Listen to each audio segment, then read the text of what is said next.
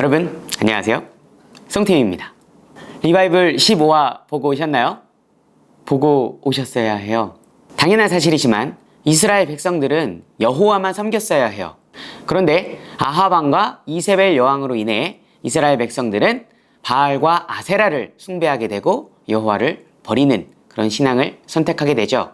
갈멜산에서 여호와의 불을 경험을 했음에도 불구하고 바알의 선지자는 죽였지만 이세벨의 선지자는 죽이지 않은 이스라엘, 그리고 바알의 자리를 여호와로 대체해서 여호와와 이세벨을 함께 섬기게 되는 이스라엘 백성들의 모습을 발견할 수 있었습니다.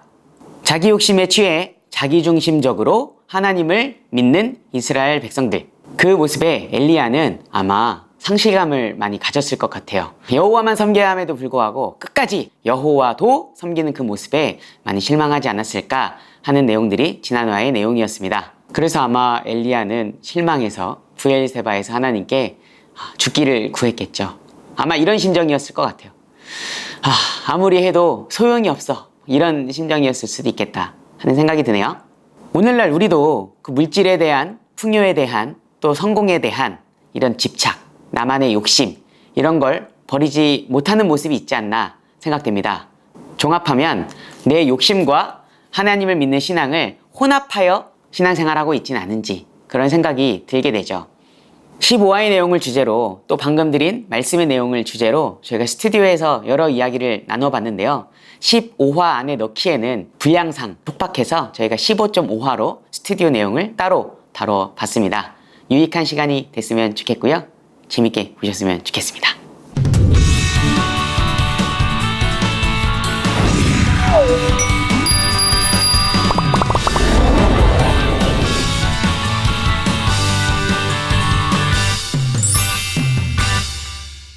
오늘날도 비슷하지 않나요? 성경시대 때 2000년, 4000년 전 이 시대 때에는 유 목사님도 말씀하시지만 그 신에 대한 관점, 신관이 되게 다신론적이었어요. 그래서 이 지역의 신이 있고 또 뭐 돌에, 마치 힌두교 같이 고양이 신도 있고 뭐 돌의 신도 있고 별게 다 신이 있잖아요.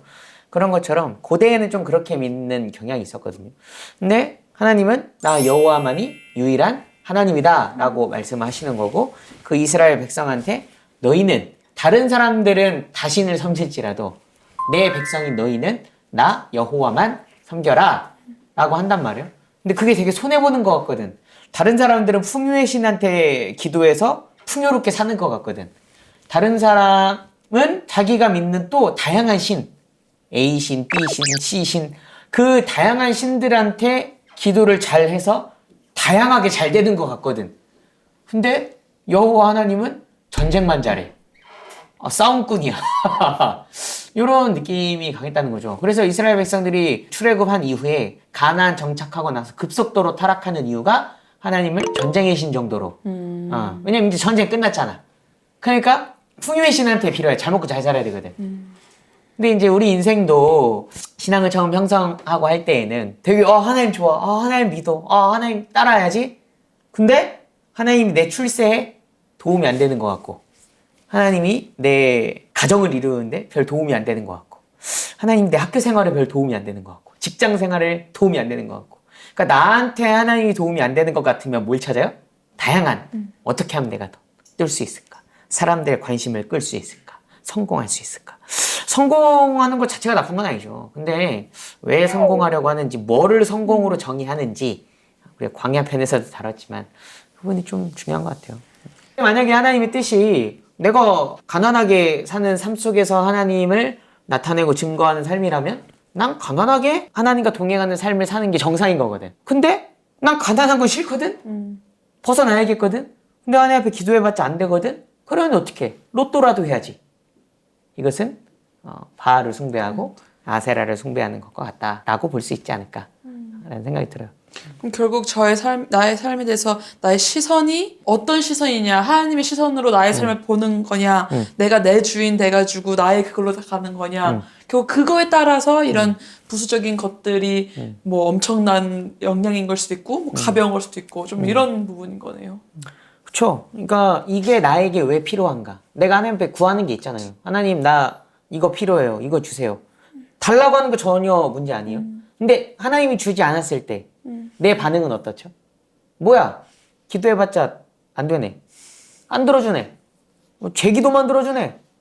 이렇게 생각될 때가 많죠. 이제 그것은 이제 나를 향한 하나님의 계획이 뭔지에 대한 관심보다 내가 나를 빛나게 하기 위해 바라는 욕심을 하나님한테 요구하는 경우가 좀 많기 때문에 그렇지 않나. 그게 자기 숭배거든요. 성경에서는 그것도 우상이라고 하잖아요. 자기 우상, 자기 숭배, 이 자기 중심성. 이게 진짜 우리가 버리지 못하는 죄성이기도 한 거죠. 반대로 이런 경우도 있어요.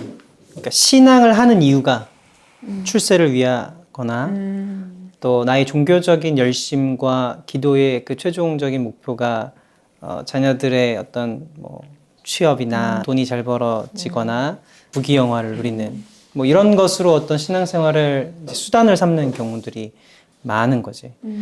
실제로는 여호와의 이름을 부르고 종교적인 행위를 하지만 결국은 내 인생의 안위와 뭐 번영과 성공과 쾌락과 즐거움, 뭐 행복, 안전 이런 것들을 구할 때가 굉장히 많다는 거지.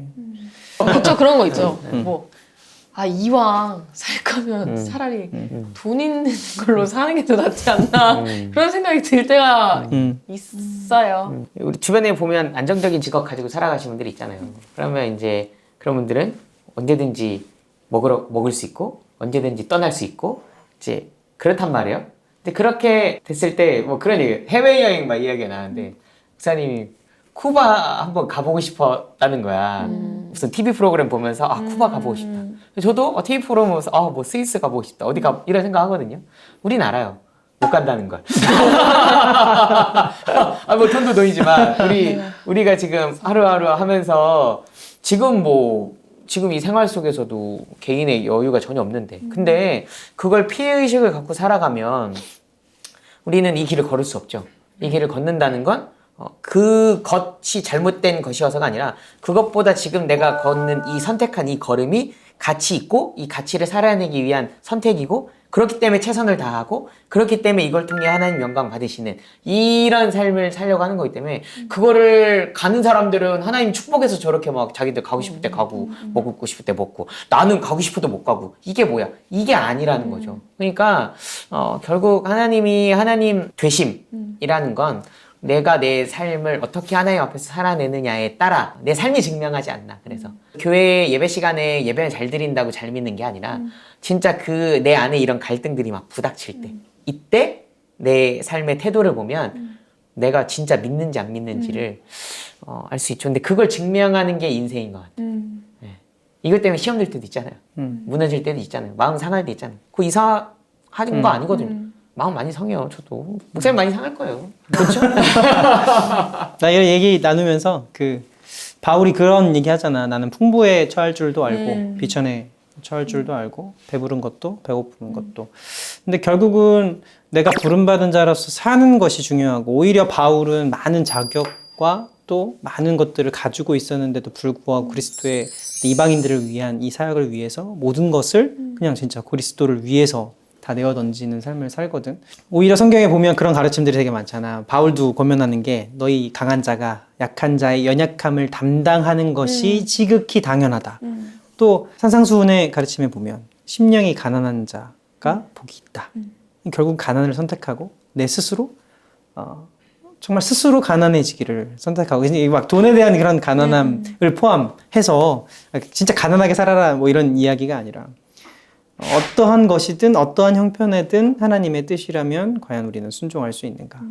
주님 말씀하시면 내가 나아가는 것만 생각하는 게 아니라 멈추어 서는 것까지도 우리가 과연 순종할 수 있는가를 물어야 된다라는 거지. 그냥 그 생각밖에 안 들던데. 그 다른 우상이라는 게 사실 저도 마찬가지고 모든 청년들이나 그 걸림돌인 게 사실 돈인 것 같아요. 그렇죠. 나도 지금 계속 그렇진 않지만 어느 한때는 우상을 돈으로 보고 섬길 때가 있지 않나라는 생각도 조금 많이 들었고 주변 사람들도 많이 보면 그런 거에 되게 연약해지는 모습을 좀 많이 보는 것 같아요. 근데 이런 강의들을 들으면서 좀 자기 자신을 좀 점검할 필요가 조금 있어야 된다는 생각이 조금 들었어요. 나는 이런 고민들도 어떻게 보면은 번외지만 대부분의 간증들이 뭔가 예수를 믿었더니 뭐 일이 잘 됐다라든지 돈을 벌게 됐다든지 뭐 이런 거. 성공했다 이런 거. 맞아. 우리가 그런 환경에 너무 많이 노출되다 보니까 약간 우리가 신앙을 할 때 좀 관성적으로 그런 것들을 기대하게 되기 때문에 오히려 우리가 그 물질에 대한 사용이나 그런 관리나 하나님의 가치대로 사용하는 법을 잘 배우지 못하는 건 아닐까.